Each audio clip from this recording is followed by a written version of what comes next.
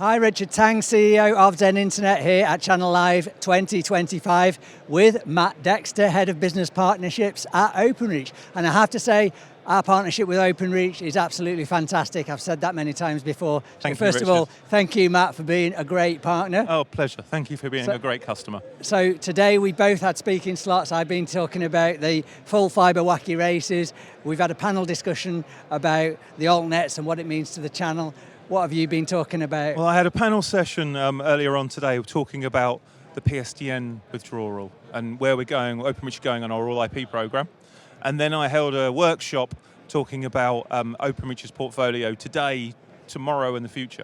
Yeah. It's pretty good. And the whole PSTN switch off, I mean, it's a big topic.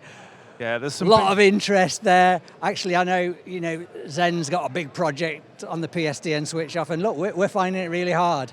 And Richard, there are some big dates coming up for the PSTN withdrawal. We've got in December this year our contract changes.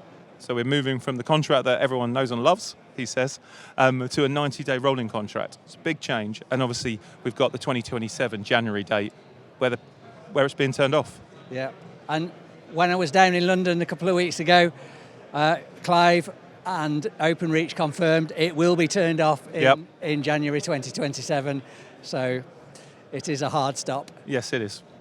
I did ask, do you think it might be bumped down the road again like last time? But the answer was a very firm no. Yeah, I think last time we bumped it down the road as such because of what was happening with the care lines, the telecare and whatnot. Right.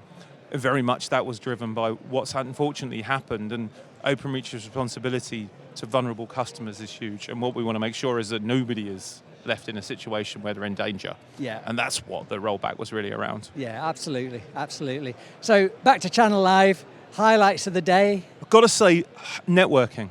I rocked up here this morning about 10 o'clock.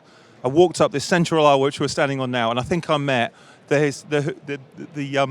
who's who of the telco industry, which was brilliant. Makes the day well worthwhile. Of course, being in front of the camera and on a panel is great to spread the word of Openreach. But really, for myself, it was the networking that I did today. Yeah. Now, my penultimate slide in full fibre wacky races was all about Openreach. Lots of information shared there. A couple of quotes from Clive Selley himself. But Matt, from your perspective, if you look forward for the next few years, what do you see for Openreach? Well, I think a lot of the same, Richard. So you'll know that the rate of build we're working at is a million a quarter, and that's happened for 5 consecutive quarters, as we'll do it this quarter too. That's set to continue and hopefully overachieve, which will take us towards the end of 2026. Beyond that, I think our build changes, and we're probably more of 1 million a year. And that's as we infill the rest of the country. Now, final question, and this is about the niche rural altnets, which I've talked about before.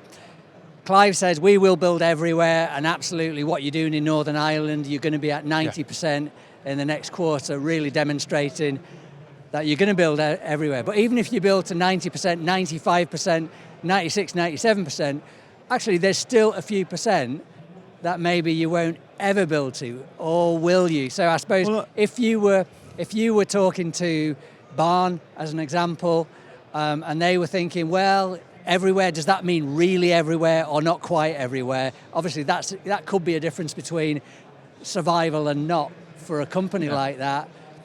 Difficult question, I know. I understand that, but I think for Openreach, we have our commercial build. We have the builds that we're working with the government, so we have the R100, you've got the Type C BDUK contracts, we've got the public sector contracts that we work on our portfolio for, and those often touch into those areas. So Openreach will build fibre wherever people want us to build fibre, and we have portfolios that enable you to buy that. So whether we go to everywhere in the UK in the next few years, may well be driven not just by what we're doing commercially, but what the demand on us is. Yeah, absolutely. Look, Matt, thank you very much.